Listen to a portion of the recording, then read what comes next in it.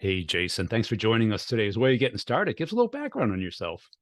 Moved to Austin a couple of years ago and working here at WalkMe and got married probably yeah, three years ago. Wow, you better remember Yeah, so that. lots happened, or 4 years ago. A lot's happened in that amount of time. And then being at WalkMe, we went public, which was an awesome experience. I So bet. yeah, And is Austin all it's kicked up to be? I haven't been there in so long, yeah, way before it became Austin famous. is, yeah, Austin's really fun. I was actually coming here a lot and just for work. And then it just got to one day, I says, hey, how come I can't have all this? And it kind of reminds me of going back to the 80s. I'm kind of an 80s kid. Yeah. And yeah, just love it. Check in with my wife. Probably we're now at a point checking in monthly. Still love it. Still love it. So yeah, we love Austin and kind of everything that it has to offer. Cool. So why sales for you? What do you like about it? What pulled you into it or attracted you to it? Yeah, and it's actually interesting because it really depends on when you ask me that question. Because if you ask Here me at the end of early the on in my quarter. career, Yeah. well, when I first got into just my career, I wanted nothing to do with sales because I always associated sales with like used car sales guy, and I was thinking, gosh, I'll never do that. So I actually went to school for marketing and then just went down that path. And but I always sold to make money and pay for college and what have you. And then, but why did I choose sales? It was at the point in my career, it was I needed to make money. And but then I have to say, because I've heard this on other podcasts, um, salespeople that show up to make money actually don't necessarily do that well. And there Yeah. has to be a deeper meaning. So I started my sales career at a reprographics company and we were digital imaging. So, and we were actually cannibalizing our own product by teaching people how to print less. And then I kind of got this just motivation of like, all right, we're going to save trees, we're going to save the world and the environment, and that actually was motivating to then wake up at 5 a.m. and go hit trailers at 6 a.m. and bring donuts and have these conversations. It became, I guess, the money is more of that finish line or the trophy at the end, but it was the journey and it was actually became a lot of fun of what we were doing, how we were changing an industry. That was the excitement, and that's actually what gets you through. It's not the money necessarily, it's more of the money comes if you're doing a good job. Yeah. So that's what motivates you is kind of being part of a bigger thing, a change in Yeah, the world. yeah, like let's take walk me for Yeah, instance. exactly. um I Something you're mean, yeah, familiar we went with. public and it's a lot of fun, but and there's money there to be had and good comp plans, but it's not the money, it's actually the fact that you're changing the way people work. And that's what gets me and gets me super excited. And it's like people ask me, hey, what do you do? I'm like, changing the world. And literally changing the way people work, because we're now giving these big companies a competitive advantage because now they can pivot so much faster, and it's mobilization of people. And that's the excitement. It's This is a really, really hard sale Yeah. because it's new. Like nobody ever budgets for this stuff Yeah. at first, and then all of a sudden they do. It's kind of like when I back when I worked at Salesforce, I was still getting sales what, and then people at WalkMe, or when we talk to customers, it's, oh, you guys a dog walking company? It's like, no. But you finally get to this place, and it's the change, and you're actually almost selling the idea of, hey, you want to jump on this journey with me, and you're going to totally get persecuted and people are going to think you're crazy until you're not. And that's really what you're selling, is this massive change, and then they jump on this journey with you. And then kind of, I guess, over the course of time of selling, kind of developed three rules. And the number one rule is help others get what they want, and you'll get everything and anything in life. And then the other part is closed mouths don't get fed. So you're asking for the orders or asking for the right questions. And then always, I guess, back to Boy Scouts, it's be prepared or have your gear ready to go. Yeah. And whether it's a demonstration or just a PDF or connecting them with the right person, like you have to have your arsenal kind of queued up. Well, those are three good things. Did you happen to be a Boy Scout?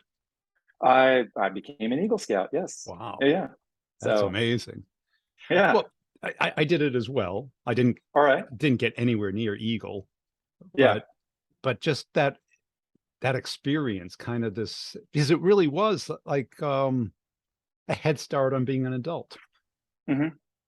It was, I'd actually say for the Boy Scout story, it was literally getting away from the family for a weekend. You go Yeah. backpacking with your buddies, and it's literally like Goonies. And it's this adventure like every month. And like you're backpacking out into the wilderness and then playing capture the flag. If it didn't have those elements, I guess I don't know if it had held my interest. But if it was more of just, doing the community service, it had that component. But if that was all as a kid, I don't know if that would have held my interest. But it had Yeah. all the adventure as well as kind of all the community stuff too. So it was really cool. And then candidly, it's my mom should probably get the award because she was the Grandmother. nudge of like, you got to Oh, do your service write up, and like no kid wants to do that. And finally I got chained to the desk to actually finish my write up for the Eagle project. So it's kind of well, fun. that's it. You don't meet an Eagle Scout where the parents aren't, Yeah, if they're not because no nudging you. kids like, oh, one more merit badge. Wow. Yeah, yeah. And do you attribute your success in sales to like that be prepared thing? Because sales is such a preparation profession. It is. It really is. And it's, I guess, it's the creative thinking as a kid.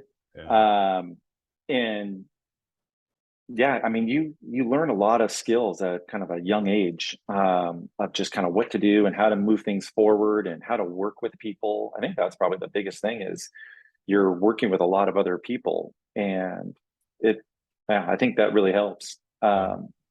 Yeah. And did you like sales at first, or Um, I did. I mean, I didn't feel like I was selling. I was going in to there you tell a go. story, Yeah. and because I was going in to change the world, and it was like, all right, let me teach you how to do digital imaging. So I'm going in and talking to architects and general contractors on, all right, this is how we're going to print, and these some of them barely know how to use a computer, but you're teaching them. And then it was like all the skills of like, all right, how to get into the decision maker, and it became more of like the James Bond or Mission Impossible of like how So, to come in. So it was kind of funny because like we were a reprographics, so we're bringing these big roles. So and as a salesperson, you learn to carry so many different roles. There isn't anything that you wouldn't do. So all of a sudden, I became a driver, and I was going and delivering plans. And then by doing that, I was meeting some of the decision makers. And then it was like, hey, have you guys thought about whatever it is? But you got that meeting of, just doing the things that needed to be done. So kind of doing that, I got familiar with the entire business, which allowed me to talk more passionately about our entire offering.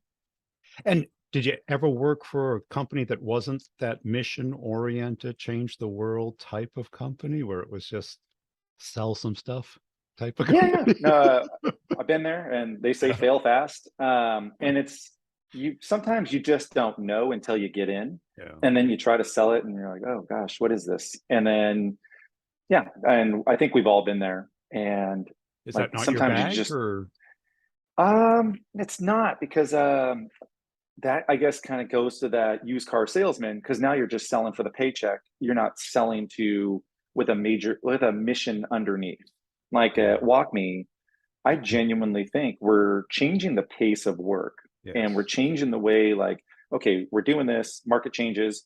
The company can all of a sudden pivot almost to like overnight, and they can mobilize people in the right direction overnight when so change management goes to zero when usually it's about 2 to 4 years, and by that point the world's already changed again and then again. So the underlying mission of wherever you're selling or whatever you're doing, I mean, that's the like if you don't see something deeper and it's just a paycheck, I'm probably not interested. It's has to have this kind of bigger meaning, and you're doing something that's like because you're asking people to jump on this journey with you to It, then right. And take a kind ride. of that emotion has to transfer. Exactly. And I actually you nailed it right there. It's how do you have transfer of emotion and excitement and energy if you can't get excited If about you're not, yourself, don't have it. yeah, then it's just like, hey, I want to buy some software. Uh, that might as well be Yeah. your pitch. That's So, it, because one of the first sales jobs I had was mission oriented, and it did have those characteristics, and you feel like, you're part of a team, that you're moving mhm, something, and it is yeah, exciting. yeah. Now, what was it like when you first got there? It must have been, you've been there almost 5 years, so it was a different world 5 years ago. Oh man, yeah. It's changed a lot, and it's the product continually gets better, and we expand our offerings. And man, we had a COVID happen, and then that actually kind of throttled some things, and then changed the just work overall. So we all had to figure out how to sell differently because you're just not walking into people's offices anymore. Yeah. Um, but yeah, the evolution, and there's also the evolution of sales. So when you first start a company, and I guess the hardest part about starting a company is I already know what's going to go into it. Is it's going to be a solid 6 to 12 months of just getting your hands dirty, and it's not the go play golf and kind of casual thing that you kind of see kind of the later stage, but it's you literally got to analyze your accounts. You got to figure out, all right, what is the metrics, all right? How many leads do you need to convert to then get into the queue, to then what's your win ratio, to then backing into, okay, I got to have this much pipe by this much date. And then you're just pounding the phones. Like, I've been doing this for a while, and candidly, I pick up the phones just like everybody else because I have nothing else to do. I have to build pipe. And then from there, and that's where you start to get to the fun part, because there is a hard part about every part of sales, and you just have to do the hard work. And forget who says, is it Brian Tracy that says you got to swallow the frog early? So it's Yeah, eat the frog. or eat the frog. So it's I learned this early when I was even at EMC, which is you had to make 40 dials, but then you're also still running a whole sales program too, and closing and all the other things. But you had to make your 40 dials. How do you do that? Well, you show up at 7, you tell nobody to bother me, like Yeah. coffee or breakfast or anything else, and you knock it out, the hardest thing, in the first 2 hours. So I would actually have my 40 dials knocked out in the first couple hours, and then it was like, all right. And then you're kind of moving deals along, and then you're kind of setting things up for the next day. So sales is a lot of organization. And if you get it going, then it just becomes this flywheel. And the hardest part is just moving the wheel and get it going. Yeah. And then it's just like if you just keep it going, it's a lot easier. And when you first showed up, did they Mhm. have, or did you have like a coach or a manager or a mentor that could kind of say, this is really how it works? Or was everybody trying to figure out how to sell this? It's a great idea. Almost Mhm. everyone can use it, but no one knows about it. So when I first showed up, there was so we're all trying to figure it out, but everybody also had already figured it out. And but it was like, where do you want to take the sales? And like, walk me is just, it's not an easy story. Not at um all. because I think it's so futuristic, and then people just look at you like a four-eyed monster. And it's kind of interesting because when you think about sales, you come in and then you ask your questions. Hey, you got budget, you got time, and kind of all the standard stuff. Right. But first of all, nobody likes the Inquisition. And Walk Me is kind of one of those. Like, I kind of reframed it to, hey, how did we get here today? Like, why did you even show up on this call? And it's like, oh, we got this, and this. All right. And then you ask them maybe one question, and you frame it in the sense of, I just need to understand your business a little bit more and the pain. And I'm going to actually give you a demo just so you can see what this stuff is. And you actually had to demo. And then the other part was, and I hadn't done it in a while, which is the rep actually does the demo instead of an SE. And it's that first one because you're a business person talking to a business person. Yeah. And then you're showing by you doing the demo, okay, this is not that hard. And then it was the other part is when you really look at Walk Me, it's around the learning. So it's um, you're almost like you're tricking the brain where they're actually not learning, but then they consume a ton. So it's little micro bursts of information. Right. So I actually had to frame my meetings where they were only 30 minutes because if you really believe in what I was selling, then you're only going to do that because the brain can only handle 30 minutes of new information, or actually 15 minutes of new information. So we get in, a couple questions, show the demo. What do you think? And then we would get into, if they were really interested, then we would take them down this journey of uncovering their needs and kind of all that. But at that, it was the initial upfront selling of, check this out. Do you see this resonating? So it was, and I think it's still a little bit of that, although it's a lot less. People understand it, and people are now starting to budget a little bit more for this coming in. So it's definitely changed. But before, when I first got there, people had no idea what digital transformation. They thought they did, and they definitely didn't know what digital adoption was. So, Right. and Well, it's that education. that's it, because I've done nothing but startups, and I know, Mhm. like, you be in this startup in this new space that there's no real competitors, but there's no demand either. Right? Yeah, yeah, yeah, And it takes a certain kind of rep to succeed in that type of sale, because most yeah. reps are like, where's my accounts, my existing customers, my Hmm. leads, Yeah. my Well, actually, SE. you hit on something that's really interesting. Startups, you oftentimes enter a space that has no competitors. Yeah, And while sales guys think that's great, hey, this is easy. Actually, I prefer competitors because then it's validating the space even right. more. So once the competitors started showing up, it was like, all right, I'm not that crazy. Like there's a serious market here, and then you're basically doing you're showing like how you're different, not better, because there's a way to compete. And I've always kind of taken the perspective of, this is the difference, not the me, I'm better kind of thing. That doesn't really seem to do it. And it's like each competitor has their strength, and if that's what the customer is kind of looking for, I'll guide them in that direction of, that's probably your best fit for now. And then when you mature, then come to me, because we were at the time kind of the bigger option. And then some people were very, very early on. Yeah, go for it. Try the other thing, and then come to us. And then it just matures their kind of, okay, that now they're really, really ready for WalkMe and true digital adoption. Yeah. So And what characteristics of reps succeeded in this type of environment? Because the people who come from, like, the big brands, the mhm. established companies who may be great at getting an enterprise deal, upselling, but Yeah, getting that first logo is a slog. it is. It is. The characteristics. Well, the difference between somebody that comes from the established, they've never had to go through that process of an unknown entity Yeah. and almost shaping that, why it's so important. So I guess it's, you almost have to leave all the stuff behind that you learned at the big companies of qualify, or qualified, you got budget, you like, because It doesn't. you're doing more of a informational kind of pitch, and just, hey, I'm going to throw something at you, and it's going to be a little bit progressive, but let's try this on for size. And so I think you're changing it versus the traditional way of, like, we're the 1,000 pound gorilla here, and you got budget and time. Like, it's just, none of those things exist. So that's Wow. actually the hardest part.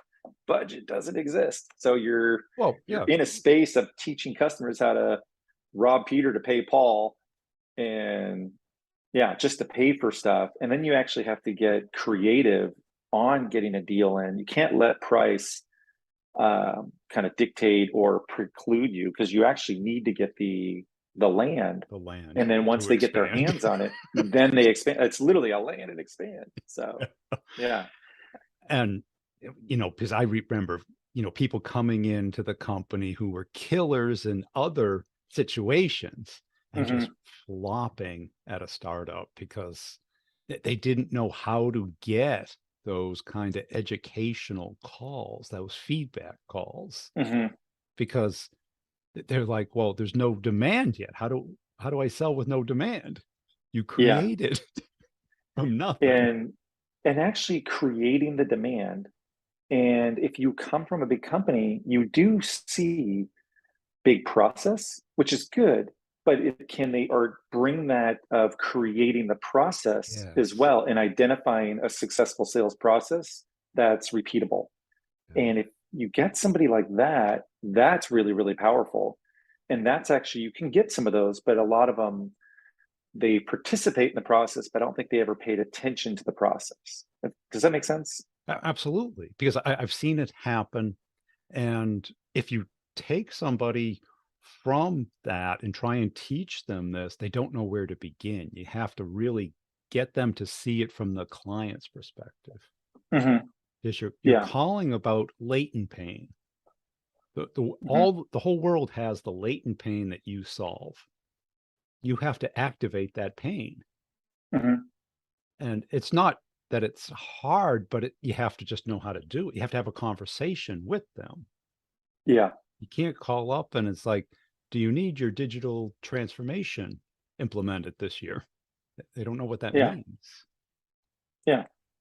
How did you start where they were? What were some of the questions? Were you just trying to get feedback on the approach and then they naturally saw it because they see people struggling, sitting in a course Hmm. for a week, how to use Excel or whatever, So Salesforce? I actually, fortunately, when I came in, there was already kind of the godfathers of talking about um, digital adoption, but not that specifically. And it was Yeah, like, I'll attribute like Josh Bersin, and he talked about content at the point of need.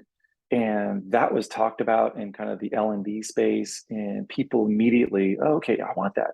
But technology really didn't exist right. to actually really accomplish it. And then all of a sudden, here comes Walk. And once I discovered WalkMe, I was thinking, wow, this is exactly what Josh Bersin's talking about. And then it was like, so you find your kind of thought leaders in the space that are already communicating these concepts and then understanding WalkMe and then latching onto that. And that's actually how I went to market big time, was with a lot of these kind of thought leaders and then making the leap of, he says, content at the point of need, serving up information in microbytes. Like, WalkMe does that. And then it actually took the conversation even further.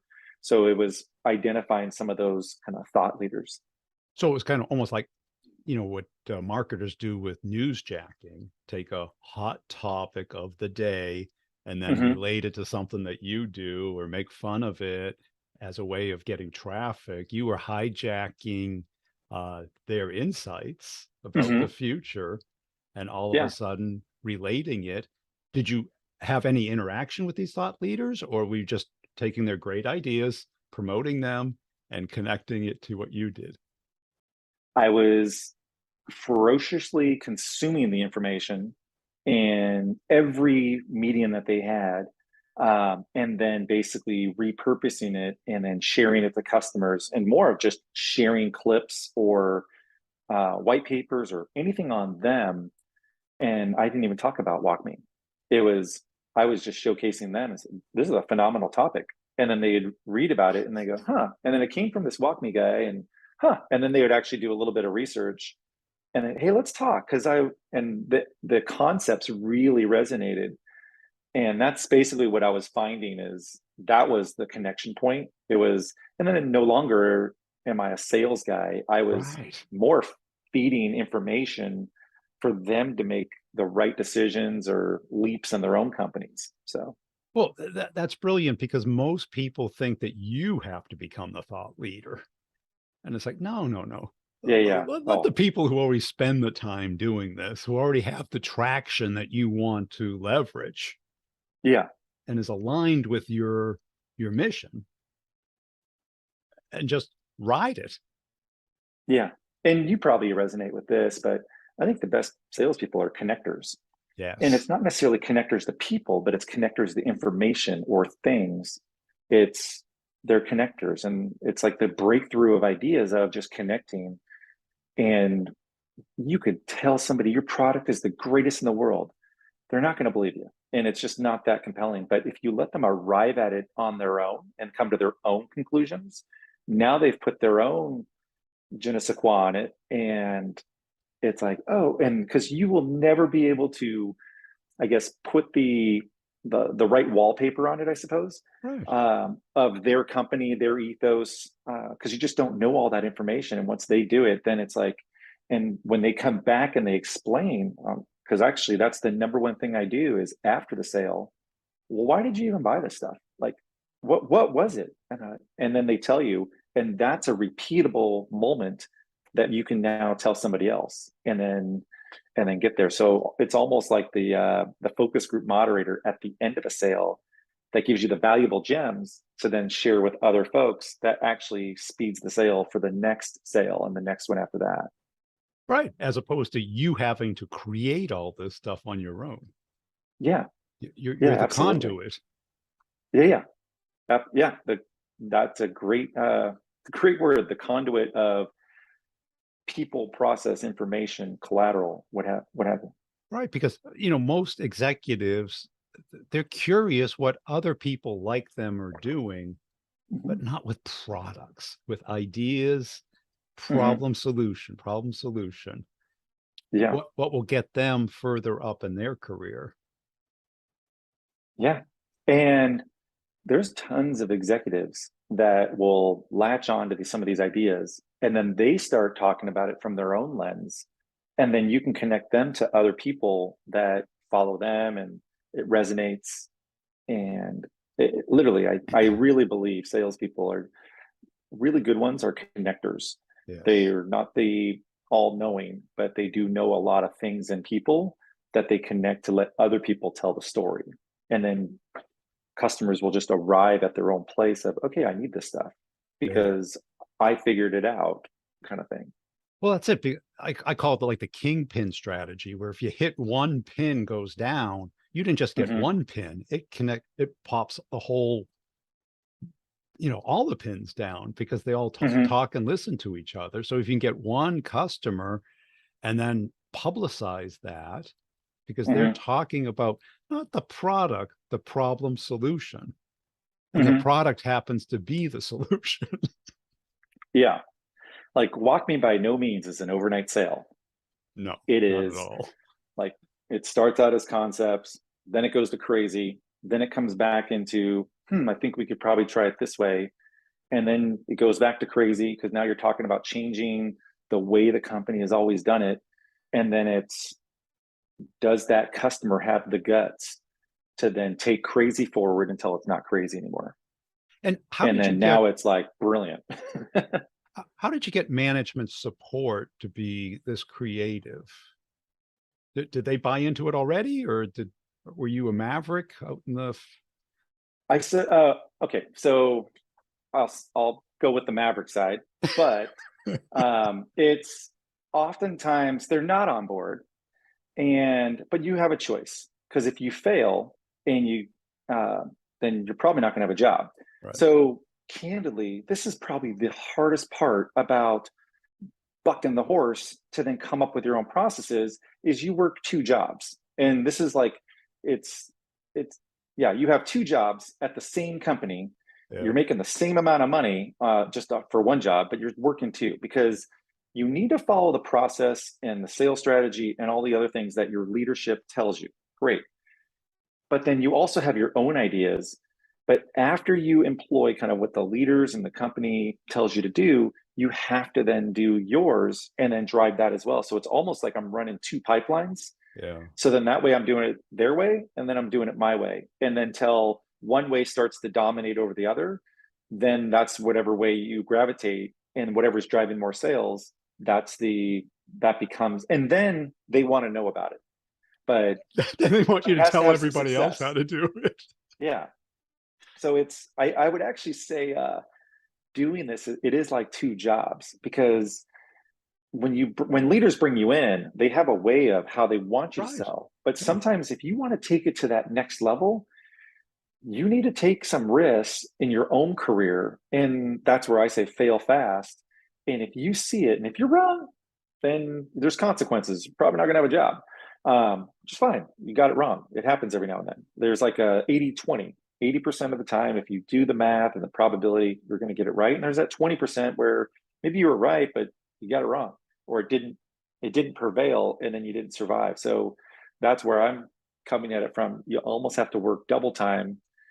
And that's why it's so painful to start a new company sometimes, just because you know what it takes when you've done it, and doing the pipeline generation and then running two sales plays of different types of pipeline that you got, it becomes very complicated really quick. But if you follow a belief and not the money, and that you're going to change the world, then it does make it a little easier. And like, nothing's going to get into your way if you're changing the world, because you already know it's the right thing to do.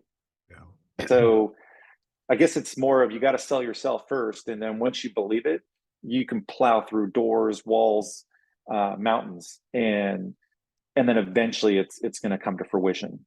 Right. That was a great explanation, because a lot of people uh, don't articulate it that well. Oh, okay, thank you.